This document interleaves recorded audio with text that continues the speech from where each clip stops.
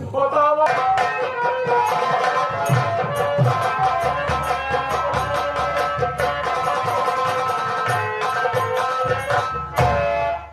साथियों, पहले मेरा परिचय लीजिए।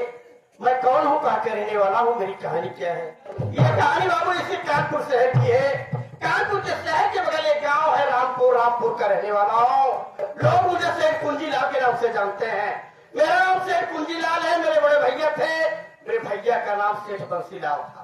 साथियों, मेरी भाभी जी थी, भाभी जी का नाम श्रीमती रामकली था।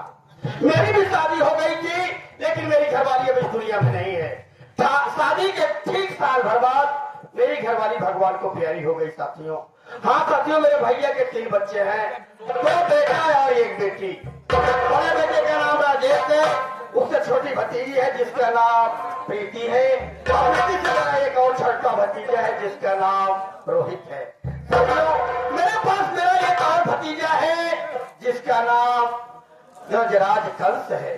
साथियों, आज 5-6 सालों की बात है। साथियों, मेरे भाई बहुत दिन की बात है, मेरे भैया किसी काम के लिए शहर कानपुर गए थे, और वो कानपुर की सड़कों में 5-6 साल का बच्चा लवारिस रो रहा था। कोई सहारा देने वाला नहीं था, कोई सहारा देने वाला नहीं था। जब मेरे भैया की नजर उस बच्चे पर पड़ी, तो भैया को दया गई और उठा करके उसको घर लाए। उसकी परवरिश हुई। मेरे भतीजे का नाम गजराज कंस है। लेकिन अफसोस की बात है, मेरा भतीजा गजराज कंस आज 5-6 साल हो गया, कुछ कहा सुनी के कारण घर छोड़कर भाग गया है। साथियों, घर छोड़ करके भाग गया है। और उससे भी दुख की बात यह है बाबू कि गजराज के घर छोड़ने के कुछ ही दिन के बाद ना जाने कौन दरिंदा मेरे भैया भाभी को भी जान से मार डाला।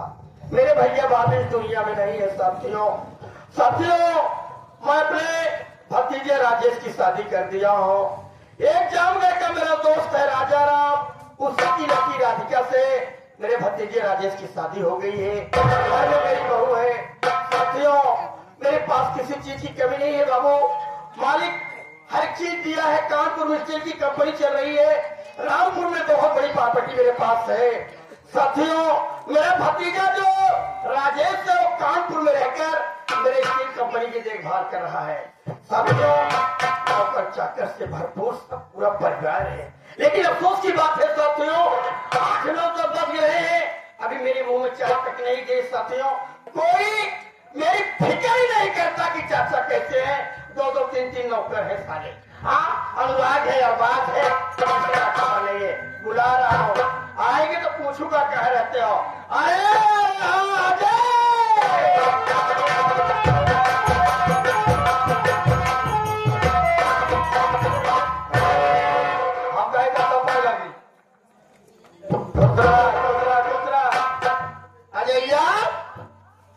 एक ड्यूटी का वक्त है। सोवर से काका, साले सोने का पैसा लेते हो, पकड़ ले रहे हो तुम लोग। 8-9 बज रहे हैं, अभी चाय तक नहीं पिया हूं मैं। नाश्ता में नहीं करे कुछ नहीं। अरे बाप रे बाप। एक काम कर, हाँ चाचा, तेरी भाभी राधिका का चाय बनाई है तो कह दे कि चाचा चाय मांग रहे हैं। ठीक है चाचा। हाँ, कह दे कि चाचा चाय मांग रहे हैं, और चाचा चाय मांग रहे हैं। हाँ। चाय पी लूंगा बेटा तो तलब चली जाएगी। अब धोखा चाय नहीं किया उसे। पहले बात मान, और चाय पी लिया खूब। हाँ, तू पहले हमका ये बात सुना। बताओ क्या बात सुना। कहा था काका, बाबा साहब के बढ़िया से की फरमाइश सुनाई जा 2 लाइन के। उसके बाद हम चाय लेके आओ। अरे तो भाई बोला अपने चाची क्या। अरे चलो कमेटी वालों, एक छोटी सी मात्र 2 मिनट का समय ले लूंगा, ज्यादा समय लूंगा। ये महापुरुष दत्तों के हम चाय लेके आते हैं। किया। साथियों, आज पूरे भारतवर्ष नहीं, लोग कह रहे हैं कि 150-200 देशों में इन महापुरुष की जयंती मनाई जा रही है बाबू। और इनको लोग कलम के बादशाह कहते हैं। कलम में बड़ी ताकत होती है कमेटी वालों, बहुत ताकत होती है। आज इन्हीं महापुरुष की कलम की देन है कि चाहे जिस वर्ग का आदमी हो, चाहे जिस पोस्ट पे हो, सीना से सीना सीना तान के चल रहा है। बहुत अथक परिश्रम से कलम आज हम भाई बहनों की जेब में है और सीना से सीना तान के चल रहे साथियों। ठीक है, कोई डर नहीं है।